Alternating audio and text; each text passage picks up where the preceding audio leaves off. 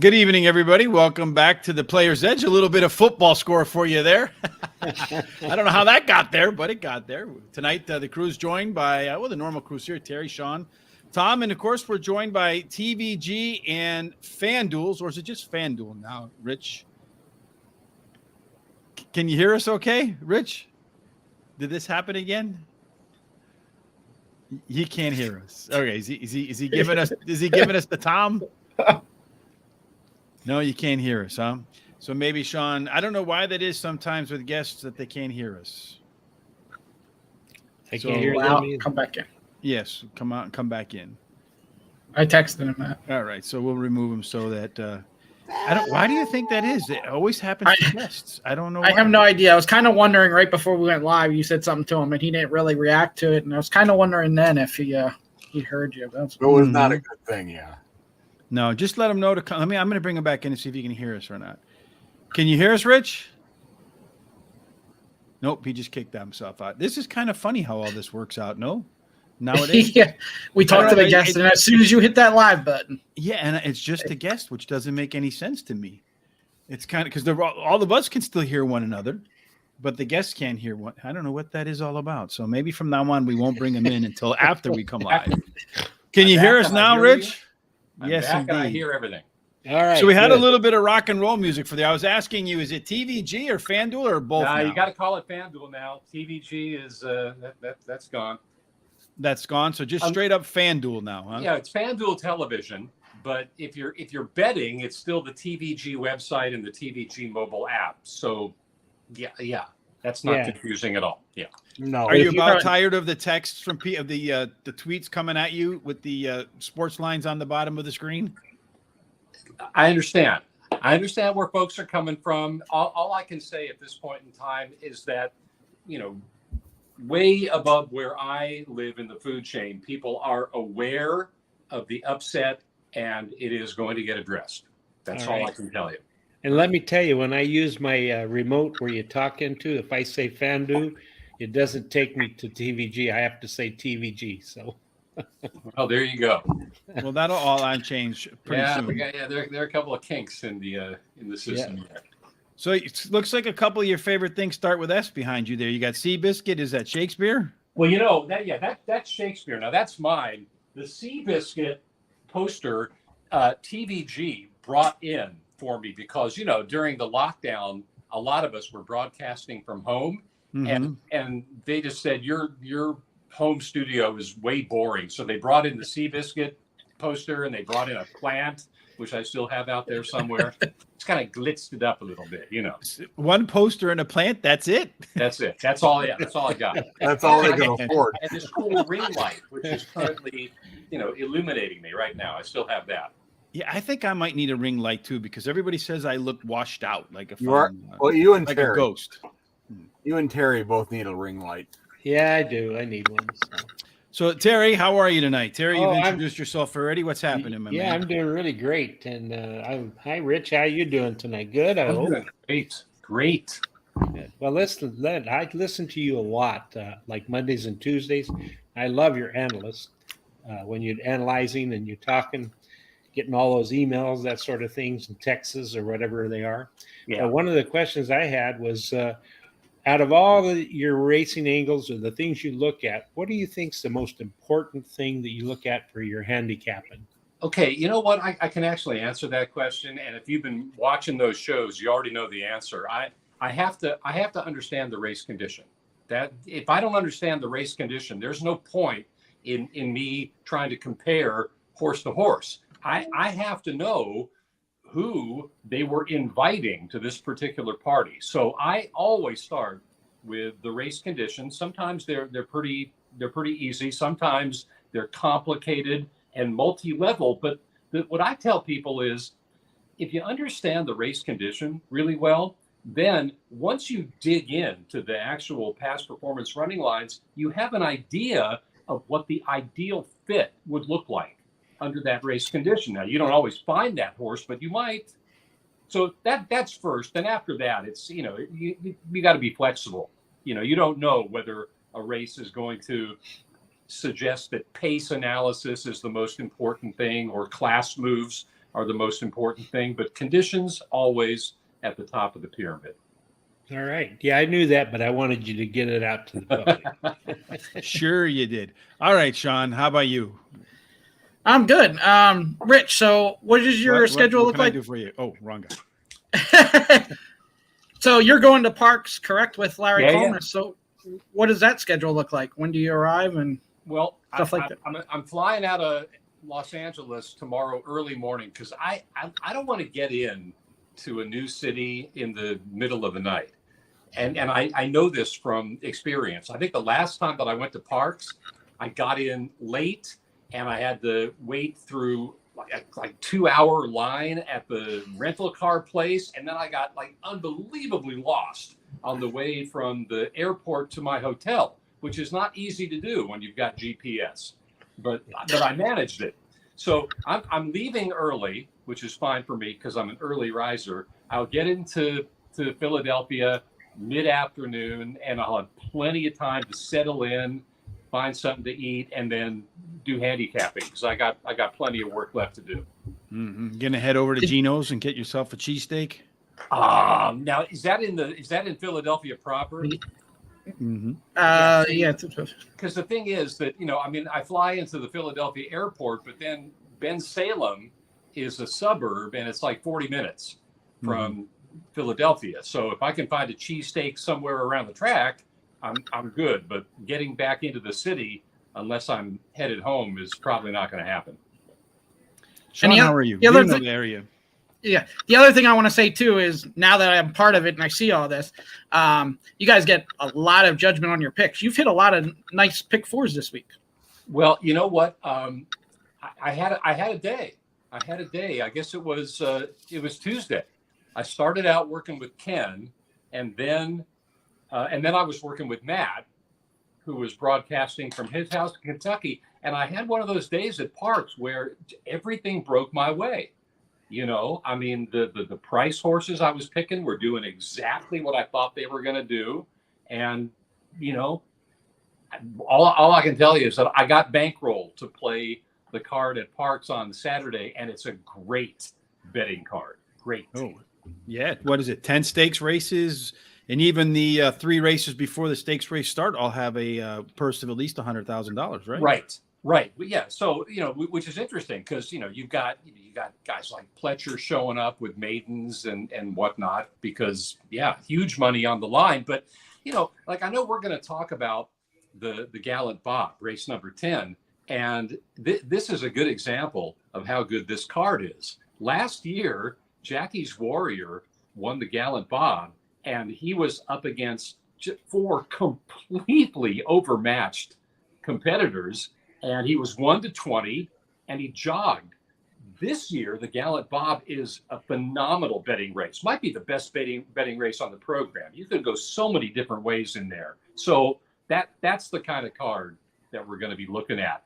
We got the 2 new Pennsylvania bred stakes races for 2-year-olds, which is always of interest to me. It's just great from first to last. 13 races. Indeed. I know Pennsylvania is trying to spend money on breeding to get more Pennsylvania breds out there, too. Tom, you look like you got some sun, my friend. Where you been?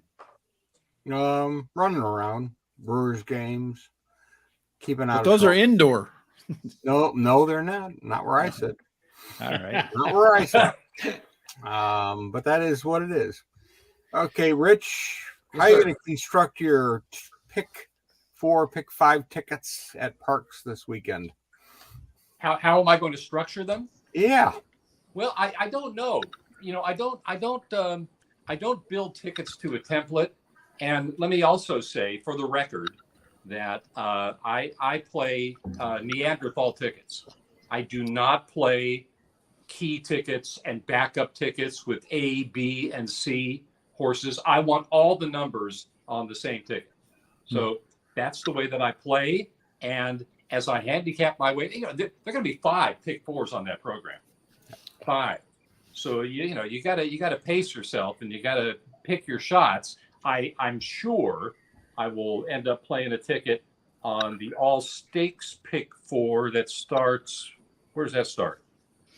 Looks like to me the 50-cent pick 4 race. There's one race 10, 11, 12, 13. I would think that would be it because those last 4 races are all stakes races. I'll definitely play that. And because the Philly Big 5 is mandatory payout, I'll get involved there too. Normally, I don't play jackpot style wagers. I just let them go. But when they say mandatory payout, yes, I will take a look. So, yeah, we'll have to all get involved in that mandatory payout. We're going to start with the Gallant Bob. Okay. And then we're going to go to the Coalition Stakes and then the Pennsylvania Derby. That's our schedule for this evening. So that first race on the card does start that pick 4. So we'll give you 3 out of the 4. It's a 6-furlong race. Terry and I know because every Monday usually, but it'll be Tuesday this week, we do a pick show for Parx. 6 furlongs usually favor speed at Parx. The one place you usually don't want to be is on the rail, because it does tend to underperform in it. 20-1, it doesn't look like Dance Code's going to make that many tickets anyway. So, Rich, what sort of how are you looking at this race? Okay, like I say, it's a great betting race. Okay, I think we have one dubious morning line here. There's no way, to my eye, that the number 9 horse, Running Son of a Gun, is going to be 6-1. If you are third and are only beaten 4 lengths by Jack Christopher when he goes back to a 1-turn race, you are not going to be 6-1. I understand he was 41-1 in that field, but that's a legit number that he put up. And Jack Christopher would be, 1-5 against another 1-20, maybe 1-20. Okay, so Running Son of a Gun is going to get bet. I'm a little bit interested in that horse. Now I'll give you a horse that is a real puzzler for me. The horse on the extreme outside, Scaramouche, who gets John Velasquez on Saturday. I mean, that horse he's been great. 5 for 8. He obviously loves Parx, but the thing that really kind of worries me is that his 2 bad races have been his 2 races without Lasix, and he can't have Lasix on Saturday. So I don't know what I want to do with him. He's a puzzler for me. Having said all that, my top pick in that race is going to be the 8-horse Witty. I like this horse a lot. I like Witty a lot. I always have. He's a Pennsylvania bred who has really excelled. He's a state-bred stakes winner. In his first start as a 3-year-old, he won the Spectacular Bid Stakes at Laurel against Open Company, and he crushed them. He's got excuses. His next race after the win in the Spectacular Bid was in the Grade 2 Penn Mile. Whoa. Okay. Graded Stakes Company, first time around 2 turns, first time around grass, and he catches a soft turf course and doesn't run a lick. They came back to the 2-turn environment in the Smarty Jones Stakes on August 23rd. Okay, look, I don't fault the connections. This is a talented racehorse. They wanted to give him an opportunity going long on the dirt. That didn't pan out.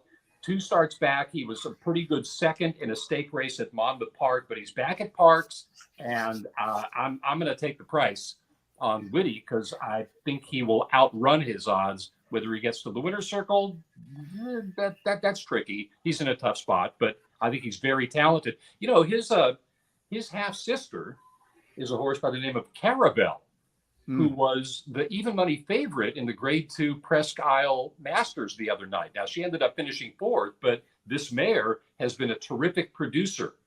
And Elizabeth Merriman has had a strong hand in both of those horses. So that's my top pick in there. All right. How about you, Tom? What's your top pick in there? Is your kind of race with a lot of prices available? Yeah, unfortunately, I'm not taking, I think, a price. Number 11, Nakatoma.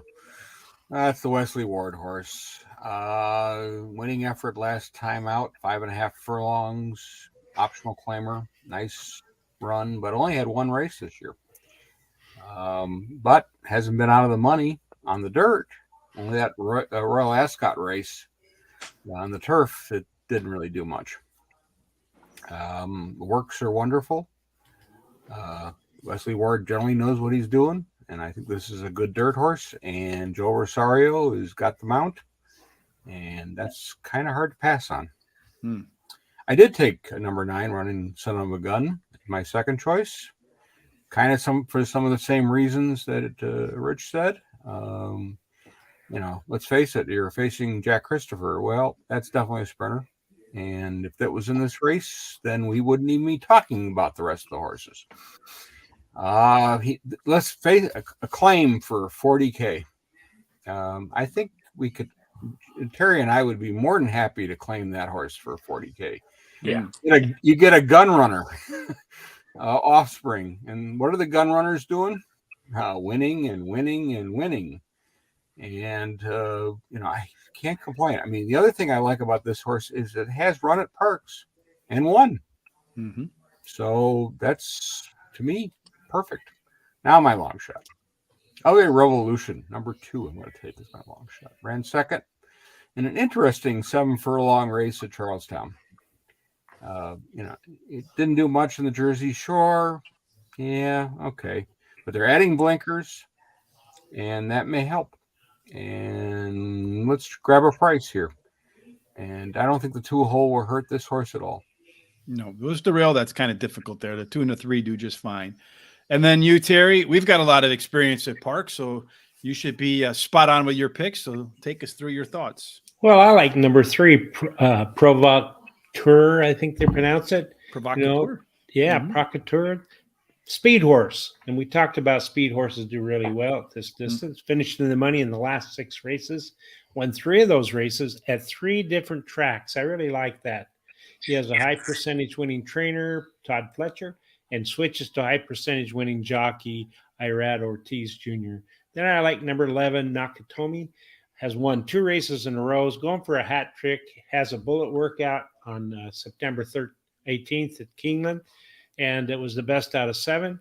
And then I like number 4, Speaking. I like Speaking because Speaking is very versatile. Can either come on top, race on top, or come from off the pace. Has won 2 out of the last 3 races. He won his last race at Monmouth Park at today's distance.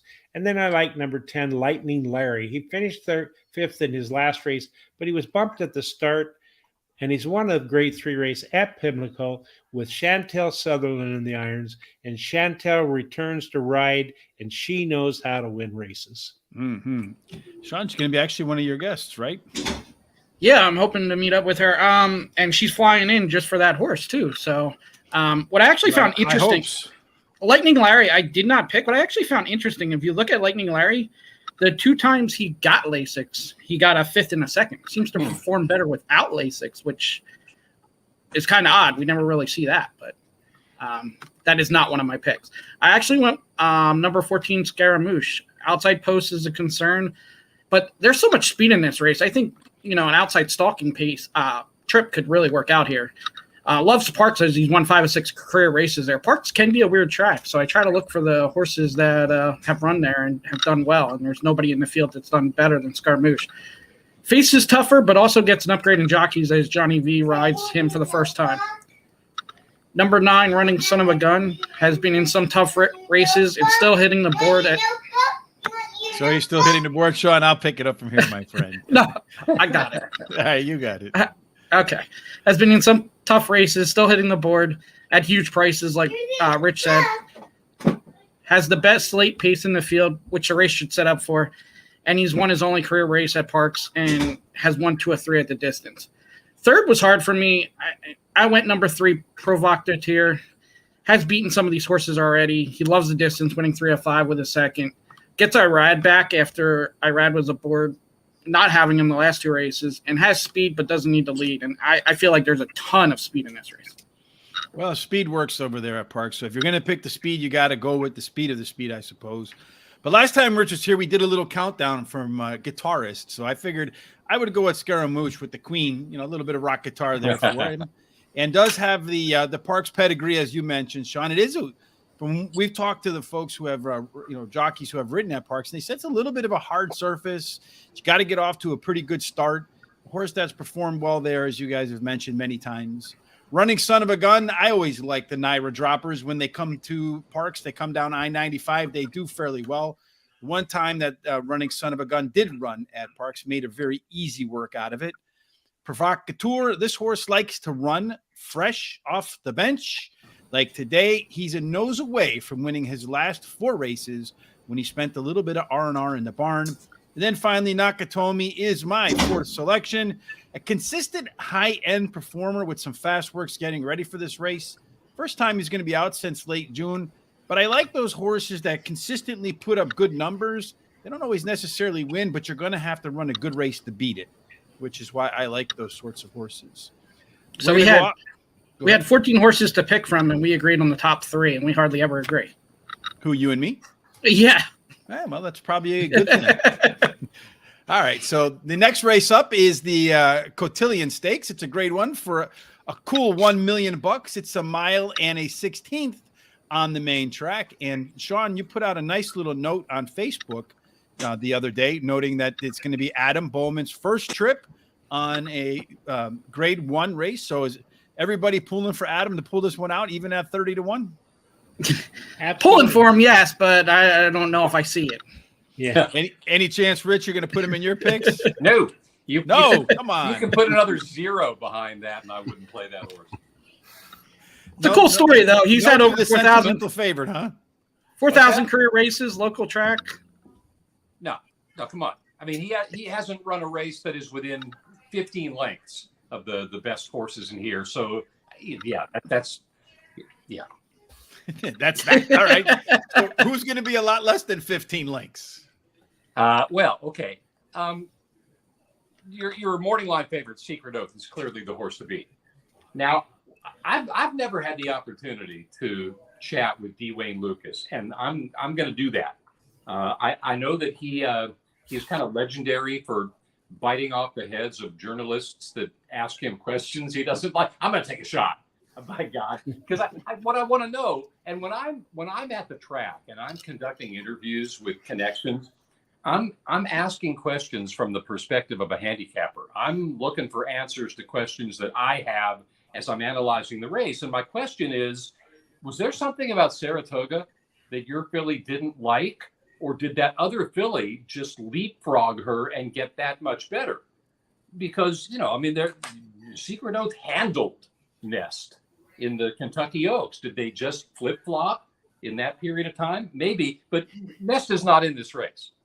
Nest is clearly, I think at this point, the top 3-year-old filly in the land, but she's not here. Secret Oath deserves to be the favorite in this race. Having said that, I think the gamble in the race and the now horse, and I would love to get the 6-1 morning line, is Pletcher's Horse on the Rail, Green Up. Look, that horse came over to run in the Catherine Sophia, and that is not by accident. That's Todd Pletcher saying, let's see whether she likes that track, and if we get a big run out of her, we come right back in the grade $1 million race. And she is getting better and better and better with each and every start. For race days like this, I consult the Thorograph numbers. It's not a part of my daily handicapping arsenal, but I always look on days like this, and she improved huge in her last race. That was August 23rd. She's had plenty of time to recover. If she goes forward again, she's going to make some noise in that race. That's it. Yeah, those two. I mean, I could give you more. You guys are going way deep. The horse on the outside, Society, I would watch the tote on that horse. I'm going to give her some credit for putting up a very big number in the Charlestown Oaks, but that's Charlestown. That's Charlestown. Now, I appreciate that a 7-furlong race at Charlestown is a 2-turn race. I want to give her props for that, but some horses love the bull ring, some horses not so much. And based on her prior form on conventional ovals, she would deserve to be about 8-1, which is her morning line. You can't fault the human component. It's Asmussen, it's a gun runner, it's Florent Giroux. But I want to see. I want to see whether she gets fed. If she hangs out at that 8-1 range, I'd find a way to get her into exactas and tries anyway. All right, Terry, what's it for you? Well, you're going to go deep for sure. Yeah, I completely agree with Rich. Number 1, Green Up. She's won 4 races out of 5 career races. And so she loves to win races, and she's improved every race the last couple of races.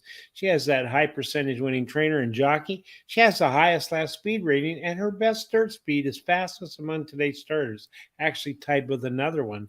And then I like number 2, Adair Manor. She ran second in her last race after being fanned 4 wide into the stretch, and she is trained by Bob Baffert and ridden by Mike Smith, who right now is on fire with these stakes races and should improve at the shorter distance.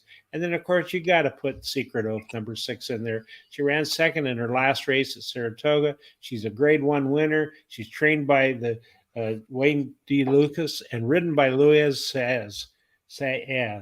And number 7, Shamahama. I don't know if that's how you pronounce it, but that's the way I'll say it. It is tonight. Has won 5 out of 7 career races, so loves to win. Has done well since coming in from Dubai, winning her last race at Monmouth Park. She's trained by Todd Fletcher and ridden by Flavorian Pratt. Mm. Okay, Sean, another guy that you're going to talk to, another person, Mike Smith. Yeah, hopefully, yeah. Mhm. But I'm not going there. I'm going number 6, Secret Oath. Rich brings up a good point, and this is where I was hung up. Is Secret Oath regressing a little bit, or is it just the fact that Nest is not in this field? And that's what I went with, is Nest is not in that field. There's a lot of speed in here, and Secret Oath always makes that – she sits mid-range, and then she makes that one big swooping move, and I think that will work in here. Number 1, Green Up, obviously the up-and-comer. I don't think she's in Secret Oath's league if we get the Secret Oath that we know. But this is the horse that you'll get the price on, and we'll find out. She started her career with a nice second and has done nothing wrong since. Irad's riding her again for the 3rd time in her career, and he's done well on her. Number 2, Adair Manor. Now I did go Mike Smith for 3rd. Has speed, but potentially might have to sit behind the 9, Society. Great connections in Mike Smith, who rides her for the first time, and Bob Baffert gets her back. All righty, Thomas, go ahead. Can I jump back in here with one quick note? Fire away. Yeah, so if you're looking at Adair Manor, notice the horse that beat her last time out in the Black-Eyed Susan, Interstate Daydream, and look who ran second behind Green Up in the Catherine Sophia. So Interstate Daydream won the Black-Eyed Susan, came out of that race and won the Indiana Oaks, and then bumped into Green Up, and Green Up spanked her. So you know, I mean, if we're playing the who beat who game, that's a pretty good one. That SAT question: boys wear red hats. Steve is a boy. Is Steve wearing a red hat? Right? Yeah. And one other thing about Green Up, I love these Team Valor horses. You notice that Green Up was with different connections when she debuted. So here's a 3-year-old filly by Upstart that costs $10,000. That's bargain basement stuff. She runs a good race on debut. The phone is ringing, and it's Team Valor International and Todd Fletcher. We never know how much money changed hands in these private purchase things, but this is how Team Valor does business. They pick up horses here stateside and over in Europe, and they turn them into real runners. Yes. Now, Tom and Terry were talking about the $40,000 horses. Sean and I are the $10,000 horses as a team. All righty, Thomas. What do you got? I went for the speed in this race. I took number 9, Society. You know, she's 4 wins, 5 starts. She blew the start against Nest and Secret Oaks, and that's the way I look at it. I think she's very talented, got a whole lot of speed. I like the outside. She's going to make the lead, and she's won at this distance. Number 7, Shamana. But Terry talked about the Dubai, looked unstoppable in Dubai, then really ran a clunker in the Kentucky Oaks. But, you know, some of these horses need a race after Dubai. And I think that's the case with this one. In that, you know, she had some troubles, and then she went in the Mother Goose and ran second, and then she won at Monmouth. So I think she's definitely a lot of upside, and certainly got the right connections. And I'll throw Secret Oaks and Oats in there. You know, she's faced the boys, and that's when she's had her problems. Against everything else, she's been just fine. Mm-hmm. And you can't throw her out. But I'm going to try to beat her. All right. Tom's going to try to beat her. I'm having issues with the computer. Oh, there you go. Thank God. My mouse wasn't working. I'm like, it's going to be just Tom's face the rest of the way. Thankfully, the mouse started working. I'm going to go with green up, though I do worry a little bit about the rail. Does kind of suffer a little bit at that distance at Parx. But won her last 4 races with ease. And what I really like about it is at the end of the race, she kept extending the lead in just about every one of them. I got a feeling that we haven't seen the best out of that horse yet. Obviously, Secret Oath is the class of the field. Happy not to see Nesta, as we've all noted already. I just sometimes wonder if horses lose their confidence and she's forgotten how to win. So maybe hangs a little bit late because that's where she's been second, expecting someone to pass her. We've talked a little bit about the quirks of Parx, and Morning Matcha has been able to handle those quirks at Parx, winning 4 out of 5 races with a third. And then Adari Manor does come in from trainer Bob Baffert, training pretty well for this first race since finishing second in that Black Eyed Susan, as mentioned. But as Rich did, he beat, so therefore they beat. All right. The last race on the card is the Pennsylvania Derby. It is another $1 million race. This one is 1 1/8 miles. No feel-good stories for the local jockeys here, I don't think, Sean. So we can make our picks without feeling guilty whatsoever at all. This is I think a very competitive race too. But I do think, in my opinion, there's 4 primary contenders. They've kind of all run against each other before. The question is, can any of them improve enough to beat the ones they haven't beat yet? Do you see it the same way, Rich? Who are the 4? And then I'll tell you. Who are the 4? Well, you got to go with Cyberknife, Tabia. You got to go with, I think Zandon fits in that class, and I forget who the 4th is right Tawny now. Port. Tawny Port. There you go. Here we Tawny go. Port. Okay, I'm going outside the box then. Okay. All right. Yeah, my top pick is going to be the 4-horse Skippy Longstocking.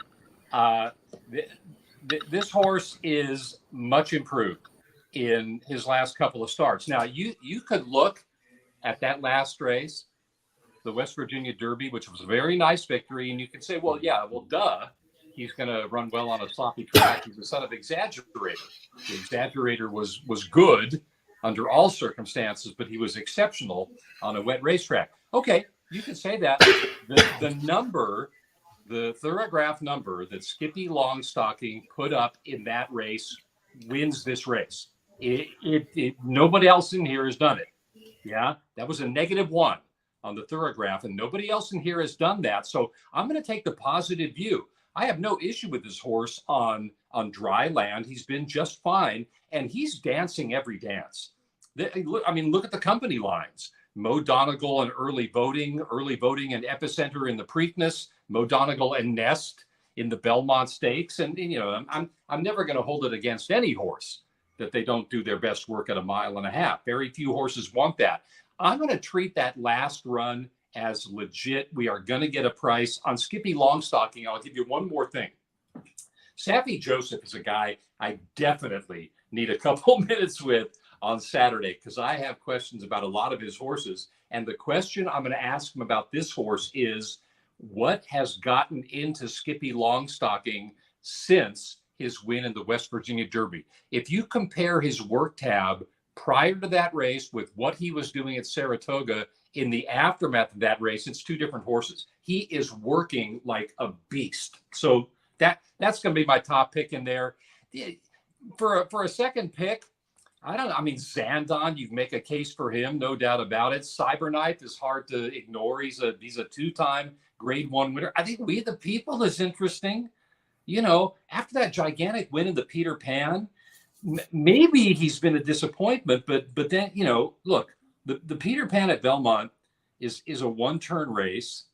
He comes back in the Belmont Stakes. He carves out the early fractions. He was pretty good in the slop at Mountaineer. He's still lightly raced, and he's going to be among the leaders early. But yeah, I just want to emphasize Skippy Longstocking. If he's 10-1, then I like that pick. Count you in. Sean, who can we count you in for? So I got a couple notes before that. Speaking of Saffy Joseph, I'll be meeting up with Sarah Schaefer, who we had on the show last week. So we'll be able to find out some of that, and hopefully I catch up with Saffy Joseph too. The local jockeys, you got Jeremy Labrito on the 2 Icy Storm, and then Frankie Pennington, who's been the leading rider at Parx for a while, on E-Dog. Frankie Pennington lives in second place at Parx. And look, I love this guy. I love me some Frankie Pennington, but he completes the exacta at Parx. For years, he was second behind Kendrick Carmouche. Carmouche moved on. It was Michael Sanchez for a couple of years. Now it's Ruben Silvera. Ruben Silvera owns that place in conjunction with Jamie Ness. But earlier on in the meeting, it was Silvera, and it was Sylvester Gonzalez, and it was Frankie Pennington. And I said, Frankie Pennington will be in the exacta. I guarantee you. That's where he lives. He rides live horses for all the best barns. He's a very, very solid journeyman rider. That's my piece on Pennington. And B-Doc is named after Brian Dawkins, who we all know with Philadelphia Eagles. So you got all that local stuff going on there. Now, as far as my picks, I am going with number 5, Cyberknife. This horse is in top form right now. Should be close to the pace, get a nice stalking trip. 2 for 2 at this distance. Has 5 career wins. They've come from 4 different tracks, and we'll be looking to make it 5 with Parx here. The only horse in the field with at least 5 career wins, and he's really crossed the wire 6 times. He was disqualified and won early in his career. Number 1, Zandon, has only won 2 of 7 career races, but has hit the board in every single one. I like that Joel Rosario gets back on him for the first time since debut. There's usually a lot of buzz with this horse, with a lot of people backing him. It seems like some people are getting off that. So I'm going to give him a shot here. This is a race that could set up well for Zandon. And then third, I went number 8, Tabia. 3 of his 4 career races, he hit triple digits for a speed number. The only one he didn't was the Kentucky Derby. Should be close to the pace, possibly stalking the potential early leader. I think the early leader here is number 6, We the People. Terry. Now you're on mute, my friend. You're on mute, Terry. There we go. Okay, one of my favorite horses this year is Zandon, number 1, and I've picked it a lot of times, and of course it hasn't won for me, but it's done very well. You know, never finished out of the money in his career. He's competed in nothing but graded stake races since he's won his maiden race. He has triple-digit speed ratings at last 4 races in a row, and he's trained by Chad Brown and ridden by Joel Rosario. I think he's going to really do well in this race. And then I like number 8, Tabia, ran second in his last race, only losing by a head. His best dirt speed is fastest among today's starters, and he has a bullet workout on September 17th. He's trained by Bob Baffert and ridden by Mike Smith. And then number 7, Tawny Port, has improved in each of his last 4 races, increasing the speed rating in each race. He has the highest last speed rating. He's actually tied with another. He is trained by Brad Cox. He has a high percentage winning jockey, Irad Ortiz Jr. And then you got to put number 5, Cyberknife, in there. He's won 4 out of the last 6 starts. He's finished second in his last race at Saratoga, has the highest last speed rating. He's tied actually with the horse above. And he's trained by Brad Cox, and he has the high percentage winning jockey for Corolla in the irons. All right, Thomas, what do you think?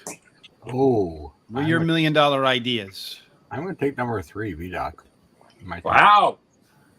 Yeah, 1 allowance at Ellis and non-winners of 2 lifetime. Looked very good in that race.